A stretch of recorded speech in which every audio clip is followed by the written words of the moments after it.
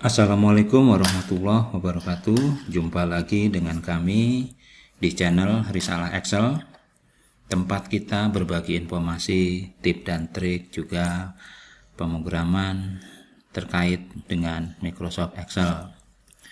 Pada pertemuan kali ini kita akan memberikan atau membahas beberapa penjelasan tambahan terkait parameter pada fungsi atau subrutin pada Visual Basic. Oke. Pertama kita akan membahas by val dan by ref pada penggunaan dalam suatu rutin di Visual Basic, yaitu untuk membuat suatu subrutin kita menggunakan sub. Di sini ada nama subnya, kemudian ada parameter as data type. Nah, kalau untuk fungsi hanya tinggal ganti function, nama function, parameternya apa, terus tipenya apa. Nah, seperti itu. Nah, di sini pada penempatan parameter pada suatu subrutin adalah defaultnya seperti ini, parameter as data type. Di dalam Visual Basic untuk penggunaan parameter ini, maka kita bisa lihat di sini kita bisa memberikan tambahan di depan dari suatu parameter, yaitu by val atau juga by ref. Nah, untuk defaultnya apabila tidak ditambahkan by val atau by ref, maka defaultnya itu adalah kita terapkan sebagai by ref.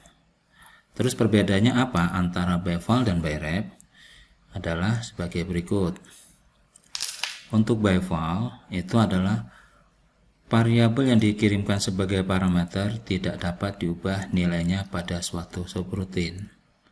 Nah, contohnya di sini contoh subrutin sub change data by val, di mana by val pdata a string, kemudian kita ingin rubah di sini pdatanya diubah defgh. Oke, nah and sub.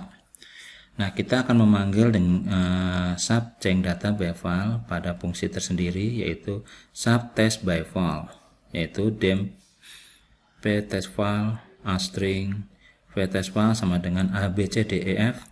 Kemudian kita coba lakukan perubahan change data by val ptest val, maka debug print ptest val. Nah, setelah kita lihat di sini, karena kita terapkan by val, maka nilai ptest val ini tidak akan berubah. Jadi konsep by val di sini dia itu menyalin memori pada suatu variabel dan meletakkannya pada suatu lokal subrutin dan kemudian melakukan pemrosesan. Setelah itu dia akan kembali lagi pada variabel tersebut tanpa melakukan perubahan. Jadi apabila ini dijalankan, mungkin kita coba, apabila ini dijalankan maka hasilnya seperti ini nantinya, yaitu tetap A, B, C, D, E, dan F. Kenapa? Karena variabel tersebut di awalnya kita sudah tentukan nilainya A, B, C, D, E, F. Sementara change data by val ketika lari ke sini, di sini parameternya itu menggunakan by val. Jadi dia tidak akan merubah parameter yang merubah isi atau nilai suatu parameter yang sudah ditempatkan sebagai by val di sini. Oke, nah kemudian bagaimana dengan by ref? By ref adalah variabel yang dikirimkan sebagai parameter dapat diubah nilainya pada suatu subrutin. Contohnya adalah sub change data by ref data of string. Oke, data diubah DEFGH. And sub, kemudian kita ubah di sini sub test by ref. Oke, kita deklarasikan variabel test ref di sini. Kemudian kita inisialisasi awal nilainya test ref A, B, C, D, E, F. Kemudian kita ubah change data by ref test ref. Nah, di sini ketika debug print test ref, nah, karena dia menggunakan by ref itu berarti dia akan mengakses pointer pada memori suatu variabel yang kita kirimkan di sini. Jadi di sini pada saat data ini diubah di sini, maka di sini nilai awalnya nilai awal di sini adalah masih A, B, C, D, E, F. Kemudian kita masuk ke change data by ref, maka dia proses di sini. Oke, karena dia tipenya by ref, maka dia mengakses pointer pada memori dari variabel tersebut hingga dia bisa dilakukan perubahan. Maka ketika kita jalankan di sini, nilainya adalah D, E, F, G, dan H. Kenapa? Karena nilai variabel btstref ini pada fungsi change data by ref diubah DEFG. Jadi ini mungkin akan saya tambahkan diubah seperti ini hasilnya nantinya.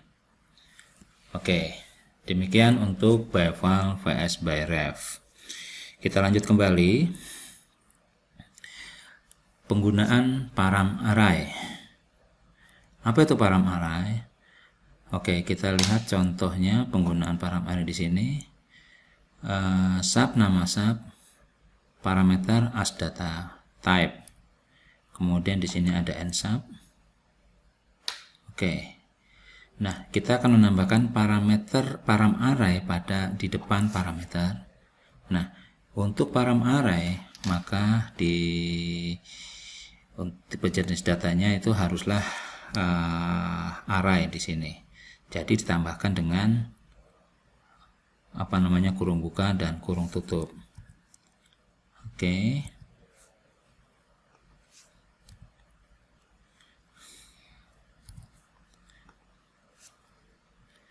Nah, ini bisa juga untuk yang umumnya biasanya digunakan data varian, sehingga untuk proses ini bisa lebih fleksibel.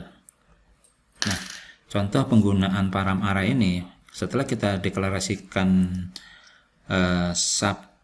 nama sub, kemudian di sini adalah kita tambahkan param array, maka cara pemanggilannya kita cukup dengan tambahkan param 1 di sini. Kita juga bisa menambahkan lagi parameter berikutnya. Nah, ini nanti dihitung sebagai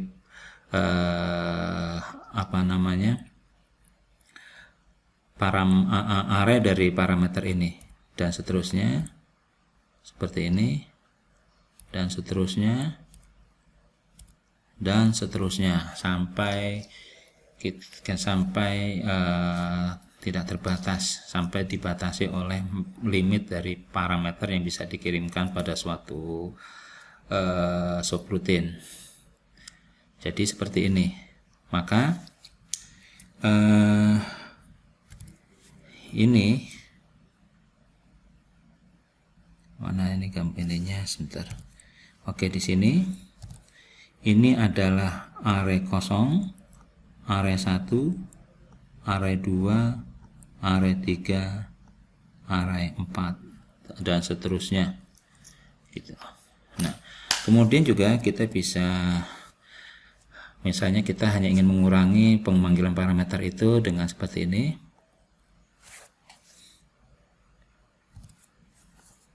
Nah, oke. ini tetap bisa dijalankan selama tipe variabel param array. Maka ini antara param 1 sampai ini adalah parameter yang ada di sini. Kita lanjutkan kembali dan seterusnya. Nah, ini masih bisa dijalankan, masih bisa dieksekusi karena parameter yang kita lewatkan tipenya menggunakan param array. Kemudian apa itu parameter opsional? Oke, parameter opsional itu kita akan lihat contohnya di sini. Sub nama sub opsional bevar param as data type sama dengan default value, debug print param kemudian end sub. Nah, untuk opsional ini berarti kita bisa opsional ini berarti kita diberikan suatu kebebasan apakah parameter itu ingin dikirimkan atau tidak. Apabila parameter itu tidak dikirimkan atau tidak dipanggil pada suatu subroutine ini, maka nilai yang akan diambil dari parameter tersebut adalah nilai default yang kita tuliskan di sini. Seperti itu. Nah, contohnya adalah sebagai berikut. Kita akan memanggil dengan nama sub, kemudian risalah Excel. Karena di sini perintahnya pada nama sub itu adalah debug.print param. Sementara parameter yang kita panggil itu adalah risalah Excel. Nanti yang tercetak adalah risalah Excel. Bagaimana kalau kita memanggil nama sub ini tanpa mengirimkan parameter yang kita inginkan? Bisa di sini nama sub tanpa menggunakan parameter, maka nilai yang keluar adalah nilai default value yang kita berikan. Misalnya kita berikan default value-nya A, maka akan keluar di sini adalah A dan seterusnya. Jadi tipe data opsional itu adalah mengizinkan kita untuk memberikan nilai default pada suatu parameter dan kita tidak perlu menuliskan atau melewatkan parameter tersebut. Oke. Nah, ini default value seperti tadi. Kita akan masuk ke materi latihan untuk lebih memperjelas dari penjelasan kali ini. Pada materi kali ini kita langsung terapkan pada pemrograman Visual Basic di worksheet ya. Oke.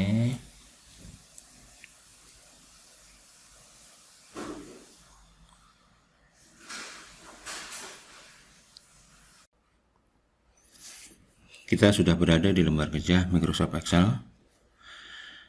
Kita coba akan membuat beberapa subroutine terkait materi pada pembahasan kali ini. Pertama, kita akan membuat subroutine namanya adalah increment. Increment itu untuk menaikkan suatu nilai pada variabel yang kita deklarasikan. Kemudian kita coba buat namanya concatenate. Ini kita buat di sini adalah misalnya rx concatenate, ini rx increment.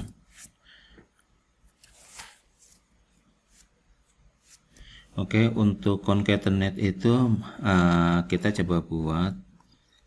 Jadi ini satu alternatif dari fungsi concatenate yang sudah ada dari Microsoft Excel seperti ini. Nah, ini ada parameternya teks 1, teks 2, teks 3 dan seterusnya. Misalnya koma tes. Nah, seperti ini. Nah, kita coba buat fungsi sendiri, yaitu namanya fungsi rx concatenate. Kita mulai saja, kita masuk ke developer Visual Basic. Kita coba buat di sini insert module. Oke, kita coba buat increment dulu, subroutine. Jadi sub increment, variabel yang kita parameter yang kita buat adalah v, misalnya source. Oke, as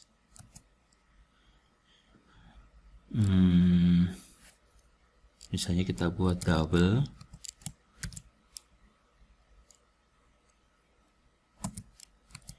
Nah, berarti kita buat misalnya increment adalah p source sama dengan p source plus 1. Oke, seperti ini. Nah, kita akan coba buat sub test increment. Oke, dim misalnya p value and value as double and value sama dengan 1, increment and value. Increment itu nih tadi kita buat namanya rx ya, berarti rx. Oke. Nah, ini kita buat dulu di sini debug titik print nilai sebelum dinaikkan.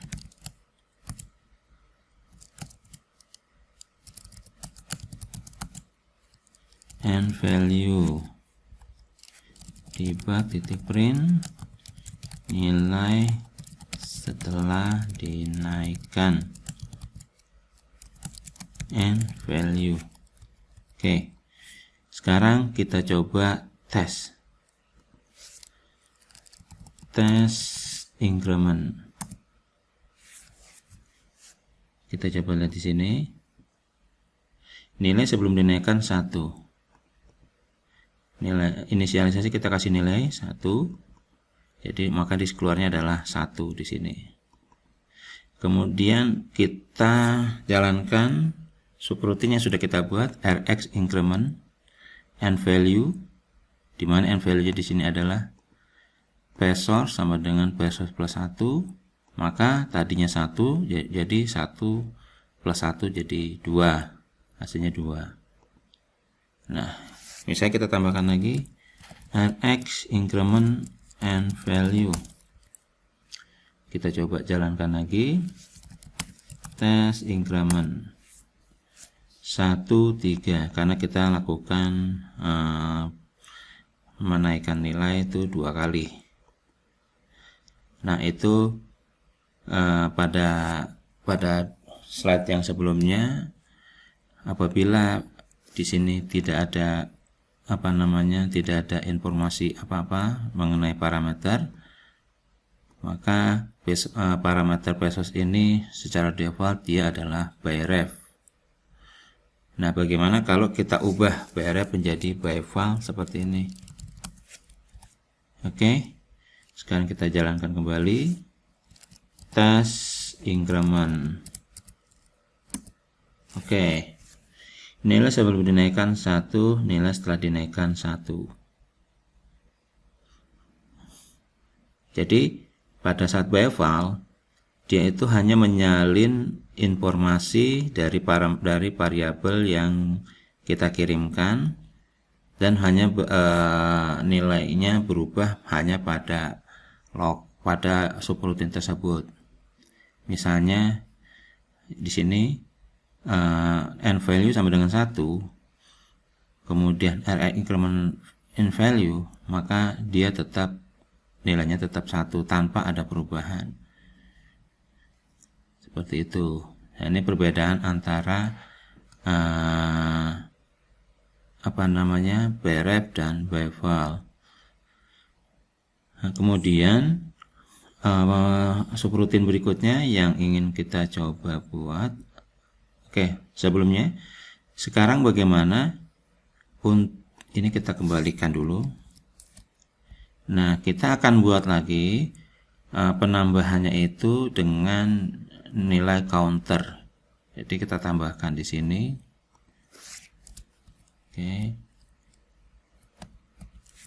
counter, p counter as misalnya integer atau as double juga deh. Oke. Nah, di sini p counter ini kita jalankan seperti ini, misalnya 1, di sini juga misalnya 2. Kita jalankan kembali, kita hapus dulu, kita enter. Oke, di sini nilai sebelumnya adalah 1, inisialisasi, kemudian increment. Di sini karena ada counternya yaitu 1, maka 1 tambah 1 2, kemudian 2 tambah 2 4, maka di sini nilainya adalah 4. Nah, bagaimana kalau ini kita hilangkan? Misalnya seperti ini. Oke. Kita jalankan.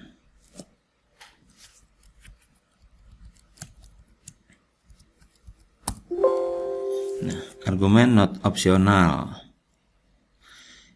Jadi di sini parameter yang kita kirimkan kurang. Bagaimana jika kita menginginkan pengiriman parameter pada subroutine increment itu adalah di sini kita bersifat opsional parameter untuk p counternya. Misalnya apabila dia tidak dikirimkan seperti ini, maka incrementnya dinaikkan hanya bernilai 1. Jika dikirimkan maka bernilai sesuai dengan parameter p counter yang dikirimkan. Maka kita perlu menggunakan di sini adalah opsional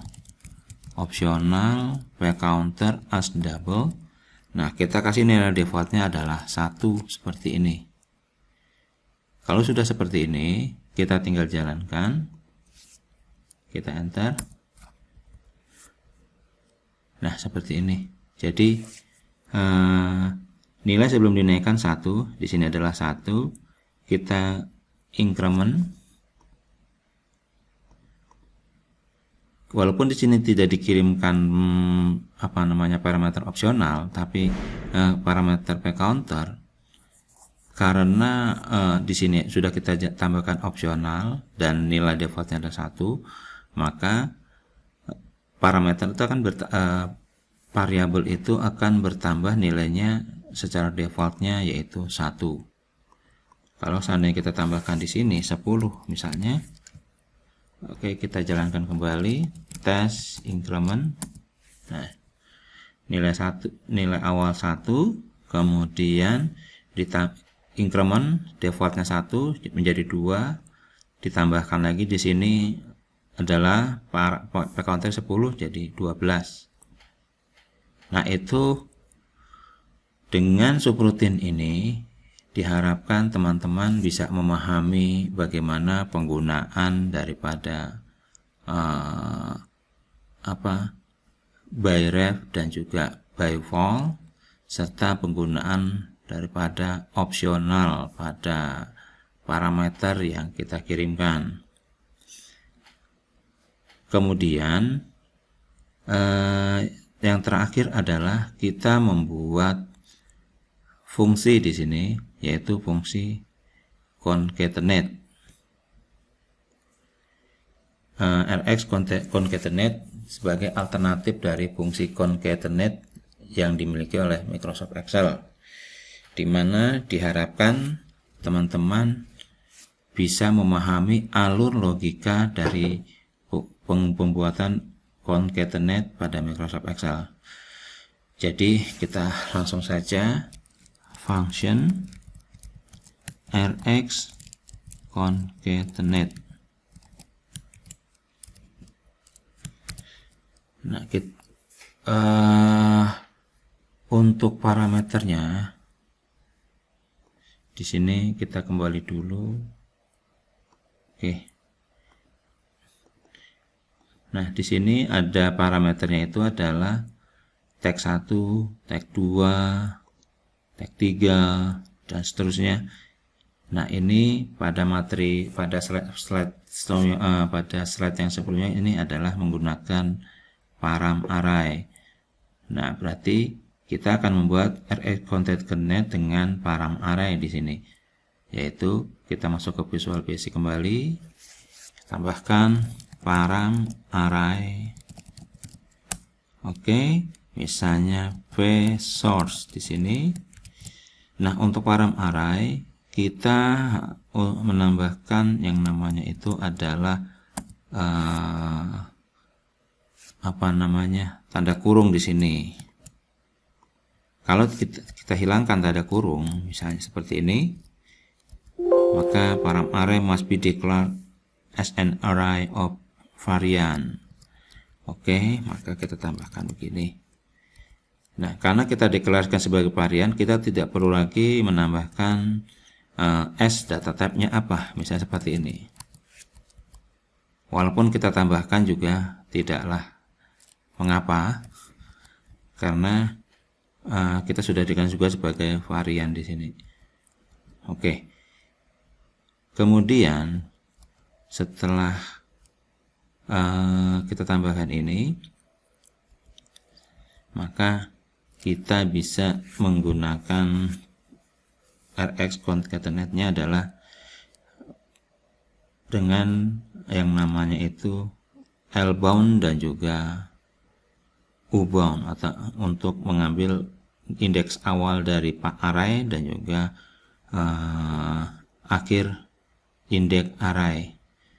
Nah, berarti di sini dim n atau dim i as integer. Oke, ini kita tambahkan dulu string ya. Oke. Maka for i sama dengan, misalnya adalah L-bound vSource to U-bound vSource next i. Ini kita deklarasikan dulu dim as result string. Oke. Nah, kita buat looping, maka di sini as result sama dengan as result dan fungsi penggabungan, operator penggabungan di sini yaitu vSource seperti ini. Kemudian dia i. Oke. RX concatenate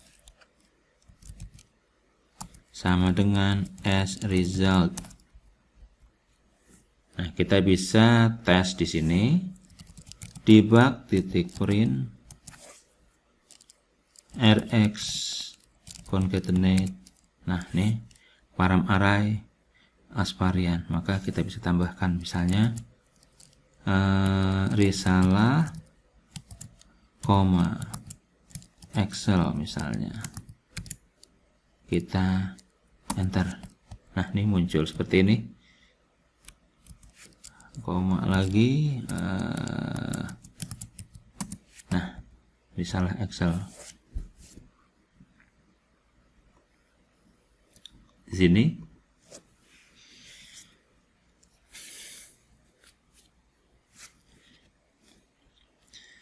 Jadi kita sudah membuat fungsi yang mirip dengan concatenate.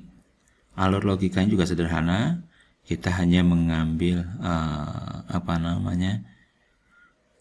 kita hanya mengambil di sini parameternya. Kemudian untuk bersifat dinamis parameter itu kita menggunakan param array di sini. Jadi kalaupun kita kurangi begini, kita enter, dia juga sudah langsung muncul begini. Seperti ini. Debug RX concatenate, debug print RX concatenate dan seterusnya. Selain itu, kita juga bisa misalnya bagaimana kalau ini kita hilangkan. Oke. Maaf di sini RX concatenate. Rx concatenate misalnya begini. Nah, maka dia di sini juga tetap dijalankan, tetap berfungsi, yaitu tidak ada nilainya karena memang looping tidak terjadi karena panjang dan awal dan akhirnya di sini kosong, maka looping di sini tidak berjalan. Maka as result yaitu nilai diinisiasikan dengan empty string maka muncul seperti ini. Oke. Nah, kemudian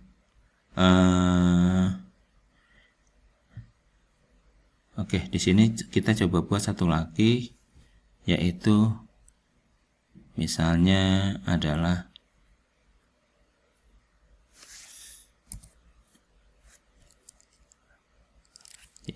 misalnya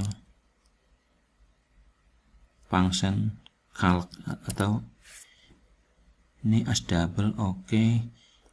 Bagaimana kalau ini kita jadikan misalnya adalah varian.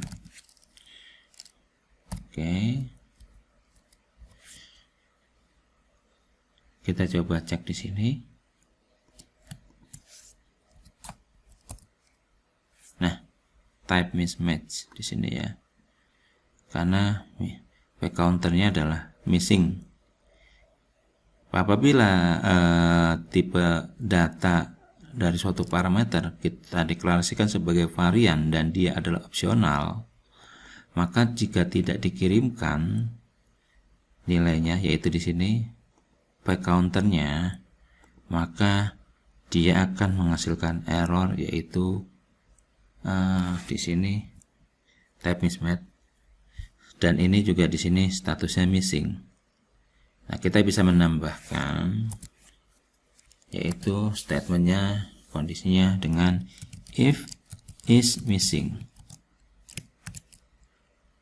p counter then p source sama dengan p source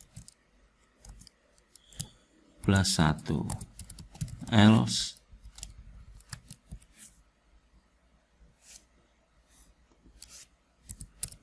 and div. Kita balik ke sini lagi, kita jalankan. Nah, ini sudah.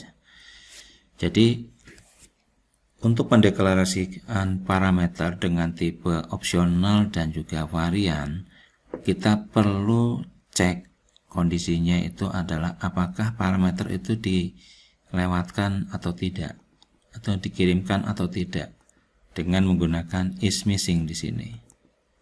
Seperti ini. Oke, sekarang kita coba tes yang ini untuk Rx kemana sudah oke ya. Sekarang kita coba tes yang Rx concatenate di lembar kerja kita. Close dan return Microsoft Excel. Di sini kita menggunakan concatenate A1. Oke, misalnya kita tambahkan di sini. Oke.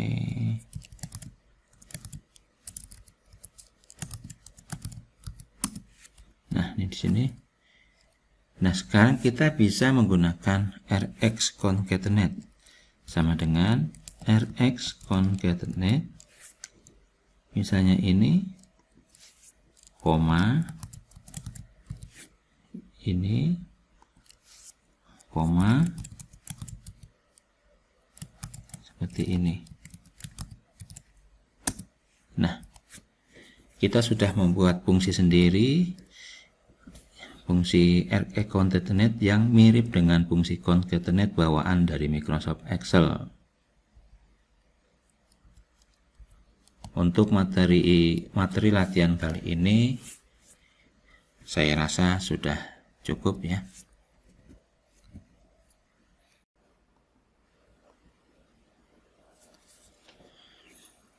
Demikianlah pembahasan pada video kali ini, sudah kita tuntaskan.